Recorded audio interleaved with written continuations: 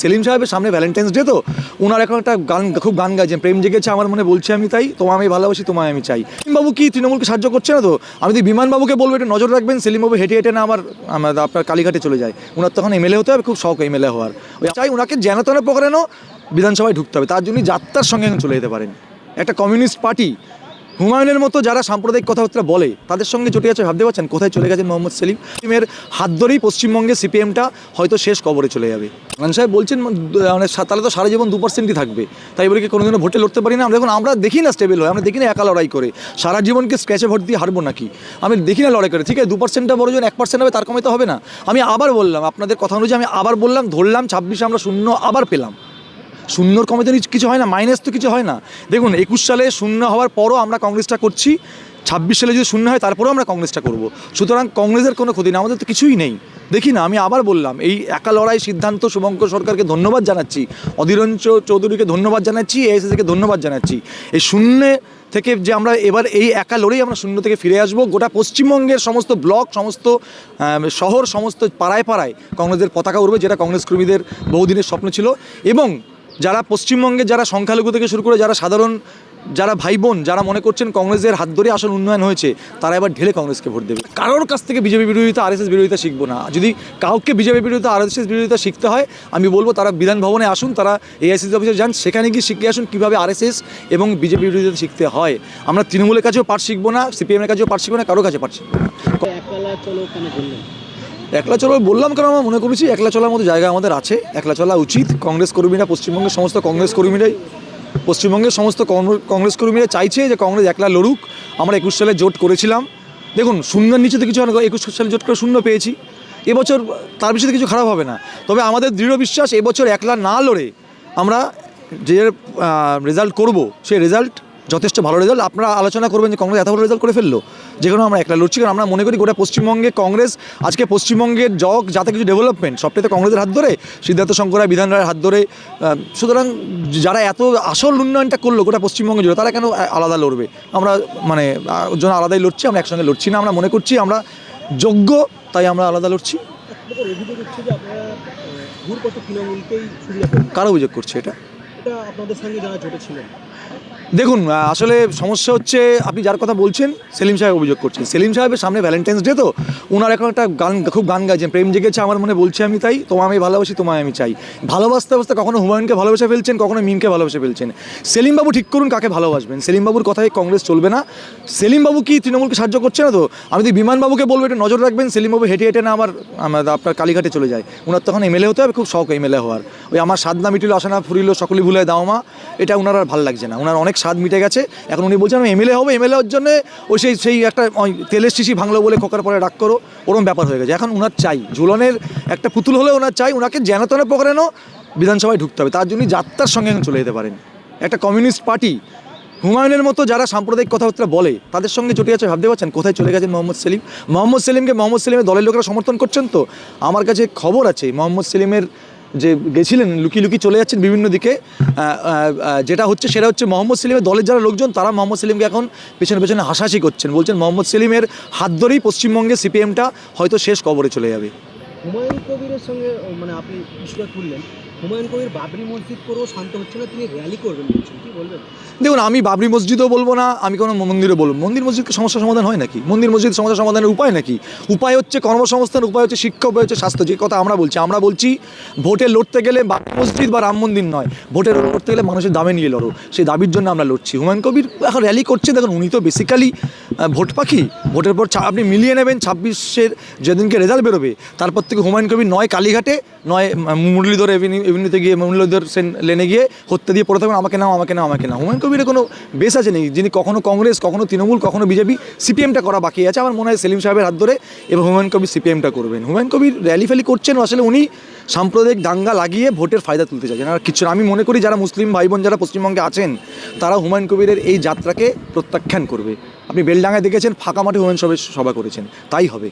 আপনাদের কিছুদিন আগেই জয়েন হয়েছে খোবায়ের ইসলাম, কংগ্রেসে জয়েন হয়েছিল খোবায়ের আমিন, এবং তিনি জেউপিতে গিয়ে অভিযোগ করছেন যে শুভঙ্কর সরকার নাকি মুসলমানদের কোণঠাসা করেছে। তাই আমি বলবো একটু হুমায়ুন কি খোবায়েব সাহেব দেখবেন, আমাদের যে মহিলা কমিটি হয়েছে 19 জন মহিলা সংখ্যালঘু বোনকে আমরা দায়িত্ব দিয়েছি, কোথায় মহিলাদের পিছিয়ে রাখা, সংখ্যালঘুদের পিছিয়ে রাখা হচ্ছে? কংগ্রেস সংখ্যালঘুদের যত সারা ভারতবর্ষ জুড়ে জায়গা দিয়েছে, আর কোনো রাজনৈতিক দল দিয়েছে কিনা আমি চ্যালেঞ্জ করে বলতে পারি। খোয়াব সাহেবের আসলে বুঝতে পেরেছেন কংগ্রেস থেকে পদ পাবেন না, এখন ওনার পদ দরকার, তাই গেছেন হুমায়ুনের সঙ্গে। 26-এর পর আর সেই পদটা ওনার থাকবে না, দলটাই তো থাকবে না, আর হুমায়ুনের দলটাই আর থাকবে না, ওটা মুদিখানার দোকান বন্ধ হয়ে যাবে। কংগ্রেস নেতা আব্দুল মান্নান বরিষ্ঠ নেতা তিনি বলছেন যে যেহেতু আমাদের 2% ভোট, সেক্ষেত্রে আমাদের 11 ঠিক হচ্ছে। না না, মান্নান সাহেব বলছেন মানে তাহলে তো সারা জীবন 2%ই থাকবে, তাই বলে কি কোনোদিনও ভোটে লড়তে পারি না? আমরা দেখি না স্টেবল হয়, আমরা দেখি না একা লড়াই করে সারা জীবনকে স্ক্র্যাচে ভোট দিয়ে হারবো নাকি? আমি দেখি না লড়াই করে। ঠিক আছে, 2%টা বড় জন 1% হবে, তার কমে তো হবে না। আমি আবার বললাম, আপনাদের কথা অনুযায়ী আমি আবার বললাম, ধরলাম 26-এ আমরা শূন্য আবার পেলাম। শূন্যর কমে তো কিছু হয় না, মাইনাস তো কিছু হয় না। দেখুন 21 সালে শূন্য হওয়ার পরও আমরা কংগ্রেসটা করছি, 26 সালে যদি শূন্য হয় তারপরেও আমরা কংগ্রেসটা করব। সুতরাং কংগ্রেসের কোনো ক্ষতি না, আমাদের তো কিছুই নেই। দেখি না, আমি আবার বললাম, এই একা লড়াই সিদ্ধান্ত শুভঙ্কর সরকারকে ধন্যবাদ জানাচ্ছি, অধীরঞ্জন চৌধুরীকে ধন্যবাদ জানাচ্ছি, এআইসিসিকে ধন্যবাদ জানাচ্ছি। এই শূন্য থেকে যে আমরা এবার এই একা লড়েই আমরা শূন্য থেকে ফিরে আসবো। গোটা পশ্চিমবঙ্গের সমস্ত ব্লক, সমস্ত শহর, সমস্ত পাড়ায় পাড়ায় কংগ্রেসের পতাকা উড়বে, যেটা কংগ্রেস কর্মীদের বহুদিনের স্বপ্ন ছিল। এবং যারা পশ্চিমবঙ্গে যারা সংখ্যালঘু থেকে শুরু করে যারা সাধারণ যারা ভাই বোন যারা মনে করছেন কংগ্রেসের হাত ধরে আসল উন্নয়ন হয়েছে, তারা এবার ঢেলে কংগ্রেসকে ভোট দেবে। আমি দায়িত্ব নিয়ে বলছি, তৃণমূলের একটা বড় অংশ যারা তৃণমূলের চোর জোচ্চুরির প্রতি বীতশ্রদ্ধ, তারা কিন্তু যোগাযোগ শুরু করেছেন। তারা বলেছেন সিপিএমের সঙ্গে থাকলে তোমাদের সঙ্গে যেতে পারছিলাম না, তোমরা একা লড়ছো, আমরা তোমাদের ভোটের দিন দেখিয়ে দেবো। বড় সিদ্ধান্ত নিলেন, যদি কোথাও গিয়ে দেখা যাবে যে কংগ্রেস ভোট কাটাকাটি করে যদি বিজেপি পথে চলে আসে, সেক্ষেত্রে বাংলার মানুষের কাছে কি মুখ না হবে না কেন? আমরা দেখুন, বিজেপির বিরুদ্ধে কংগ্রেসের তো বহু বছর ধরে লড়াই। বিজেপির বিরুদ্ধে এখন যারা লড়াই করছে, এই হুমায়ুন, এই তৃণমূল, এই সিপিএম, তাদের লড়াইটা আজকের নয়, তাদের আমাদের সঙ্গে লড়াইটা প্রায় 145 বছর ধরে। সুতরাং বিজেপির এই মানে আরএসএস এবং আরএসএসের এই বৈধ অবৈধ সন্তানদের সঙ্গে লড়াই আমাদের বহু বছর ধরে। আমরা কারোর কাছ থেকে বিজেপি বিরোধিতা, আরএসএস বিরোধিতা শিখবো না। যদি কাউকে বিজেপি বিরোধিতা, আরএসএস বিরোধিতা শিখতে হয়, আমি বলবো তারা বিধান ভবনে আসুন, তারা এআইসিসি অফিসে যান, সেখানে গিয়ে শিখে আসুন কীভাবে আরএসএস এবং বিজেপি বিরোধিতা শিখতে হয়। আমরা তৃণমূলের কাছেও পাঠ শিখবো না, সিপিএমের কাছেও পাঠ শিখবো না, কারো কাছে পাঠ শিখবো না। ভাতা বাম আমলেও বেকার ভাতা হচ্ছে, মাঝখানে বন্ধ হয়ে গেছিলো, দিতে পারেনি, সেটা ওনার ব্যর্থতা। এখন হচ্ছে ওই সে একটা খুঁড়োর কল দেখাচ্ছেন। বেকার ভাতা নয়, বলবো বেকারদের চাকরি দিন। ভাতা দিয়ে কিছু হবে না। ভাতা দিয়ে কদিন থাকবেন? সারা জীবন ভাতা নিয়ে থাকবেন নাকি? ভাতাই কি বেকারদের একমাত্র পরিণতি নাকি? বেকারদের দাবি তো চাকরি বাকরি। আপনি আজকে ধরুন গ্র্যাজুয়েট করেছেন কি ভাতা পাওয়ার জন্য নাকি? আমি বলবো গ্র্যাজুয়েট পেয়ে ভাতা পাওয়ার জন্য নয়, চাকরি দিন। মাননীয় মুখ্যমন্ত্রীকে বলবো চাকরি দিন, তাহলে আপনাকে বেকার ভাতার জন্য পয়সা নষ্ট করতে হবে না। আপনি চাকরি দিন, আপনি সেই পরিবারের আরও 5 জনকে বেঁচে থাকার ব্যবস্থা করে দিন। অনেক ভাতা দিয়েছেন। ভাতা দেখুন, ভাতা বিরোধিতা আমরা নই, কারণ ভাতা সামাজিক ক্ষেত্রে কিছু সাহায্য অবশ্যই করে, কিন্তু শুধু ভাতা দিয়ে সারা জীবন চালিয়ে যাবেন সেটা হতে পারে না। কর্মসংস্থান দিন, নারীদের কাজের সুযোগ করে দিন, নারীদের সম্মান দিন। নারীদের 500 টাকা করে ভাতা বাড়িয়ে দিলাম বলে দেখলাম সবাই নাচানাচি করছেন, করতেই পারেন, তারা পেয়েছেন। কিন্তু ওই 1,500 টাকায় কিন্তু বা 1700 টাকায় কিন্তু একটা নারীর যোগ্য মর্যাদা নয়। একটা নারীর যোগ্য মর্যাদা হচ্ছে তার চাকরি, তার নিজের পায়ে দাঁড়ানো, তাকে স্বাবলম্বী করা। আমি বলছি 1,500 টাকা বা 1700 টাকা দিয়ে স্বাবলম্বী নয়, স্বাবলম্বী করুন, তাতে কর্মসংস্থানের সুযোগ করে দিয়ে তার রোজগারের ব্যবস্থা করে দিয়ে, সেটা অনেক বেশি গুরুত্বপূর্ণ। দেখুন ভাতা চলবে কি, দেখুন সেটা আমি আবার বললাম, সেটা কয়েকদিন বাদে আমাদের ম্যানিফেস্টো বেরোবে, সেখানে দেখতে পাবেন। কংগ্রেস ভাতার চেয়েও বেশি গুরুত্ব দেবে কর্মসংস্থানে, কংগ্রেস ভাতার চেয়েও বেশি গুরুত্ব দেবে শিল্পে, কংগ্রেস ভাতার চেয়েও বেশি গুরুত্ব দেবে মানুষের সামাজিক সুরক্ষায়। সেই মাথাগুলোকে নিয়েই আমরা লড়বো। কে শুভেন্দু অধিকারী? সেটা আবার কি? ও বিজেপি করে, যে একসঙ্গে তৃণমূল করতো, মানে ওই সিঙ্গারা ফিঙ্গারা টাকা নিয়ে বলছে সিঙ্গারা খাই। উনি কথা বলেছেন তো ওনার রাজ্য নেতৃত্বের সঙ্গে? শ্রমিকবাবু কিন্তু এরকম কথা বলেননি। আসলে জানি না শুভেন্দু অধিকারী আসলে প্রচুর টাকা চুরিফুরি করেছেন, পকেট থেকে হয়তো দেবেন।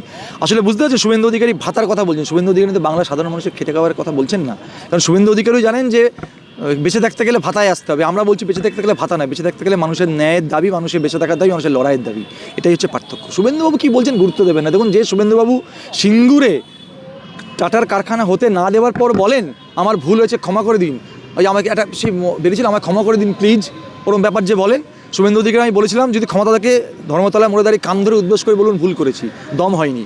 শুভেন্দুবাবু এটা আপাদমস্তক মিথ্যেবাদী, আপাদমস্তক একজন মানে মিথ্যে কথা বলা ফেরেববাজ একজন রাজনৈতিক নেতা।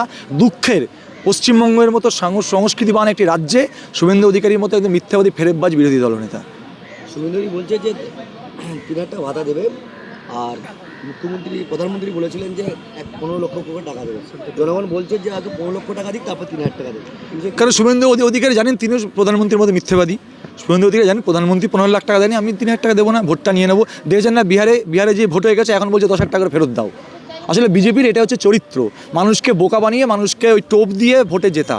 সেটা শুভেন্দু অধিকারী সদ্য বিজেপি তো ওটা ভালো করেছেন। শুভেন্দু অধিকারী নিজেও জানেন 3 লাখ টাকা দিতে পারবেন না, ওর জন্য এটা বেশি দিন টানবেন না, কারণ উনিও জানেন ওনার প্রধানমন্ত্রীও মিথ্যাবাদী, উনিও আমারও প্রধানমন্ত্রী, ওনার প্রধানমন্ত্রী বলা আমারও প্রধানমন্ত্রী, ওনার দলের নেতা তিনিও মিথ্যাবাদী, উনি নিজেও মিথ্যাবাদী। শুভেন্দু অধিকারী ডিএনএতে মিথ্যে কথা, বিজেপির ডিএনএতে মিথ্যে কথা, বিজেপির শিরায় মিথ্যে কথা। সুতরাং বিজেপির মিথ্যে কথার পাল্লায় পরে যারা ফাঁসবেন তারা পস্তাবেন। বিহার পস্তাচ্ছে, উত্তরপ্রদেশ পস্তাচ্ছে, গোটা ভারতবর্ষ পস্তাচ্ছে। দেখতে পাচ্ছেন ঋণের পর ঋণ বাড়ছে। আজকে দেখেছেন যে মনমোহন সিংয়ের আমলে যা ঋণ ছিল তার থেকে ঋণ প্রায় 57% ঋণ বেড়ে গেছে। এই ঋণের মুখে ভারতবর্ষকে ছেড়ে দিয়েছেন নরেন্দ্র মোদী।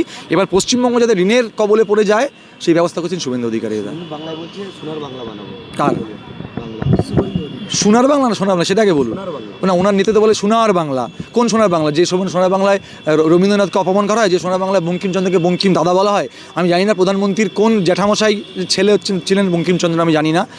আগে শুভেন্দু অধিকারী এই যে কেন্দ্রীয় বাজেটে যে বঞ্চনা এলো, সেই বঞ্চনায় শুভেন্দু অধিকারী যাক না একদিন অর্থমন্ত্রী এবং প্রধানমন্ত্রীর ঘরটা ঘেরাও করে রাখুক, তারপরে বাতালা দিতে বলবেন। দেখুন গলা শিরার ফুলিয়ে বলবো সোনার বাংলা সোনার বাংলা সোনার বাংলা, অথচ পশ্চিমবঙ্গ যে বঞ্চিত, পশ্চিমবঙ্গে এই বাজেটে যে কিচ্ছু পায়নি, পশ্চিমবঙ্গ বলে রাজ্য যে ম্যাপে আছে, আমার মনে হয় নির্মলা সীতারামন জীবনে ম্যাপ পয়েন্টিং করেননি ভূগোল বইতে। তাহলে দেখতে পারতেন যে ভূগোল বইতে ম্যাপ পয়েন্টিং করার সময় যে পশ্চিমবঙ্গ বলে একটা রাজ্য আছে। পশ্চিমবঙ্গ যে বঞ্চিত, শুভেন্দু অধিকারীর কথা বলেছেন একবারও। শুভেন্দু অধিকারী যদি দম থাকে, যদি সত্যি শুভেন্দু অধিকারী বাংলাকে ভালোবাসেন, আমি শুভেন্দু অধিকারীকে আবার চ্যালেঞ্জ করছি, আপনি আপনার দলবল নিয়ে গিয়ে প্রধানমন্ত্রীর দপ্তর এবং নির্মলা সীতারামনের দপ্তরকে ঘিরে ধরে বসে থাকুন, বলুন বাংলাকে বঞ্চনা কেন করা হলো, জবাব দাও। জবাব যদি না দিতে পারেন শুভেন্দু অধিকারী বাতিল বন্ধ করুন।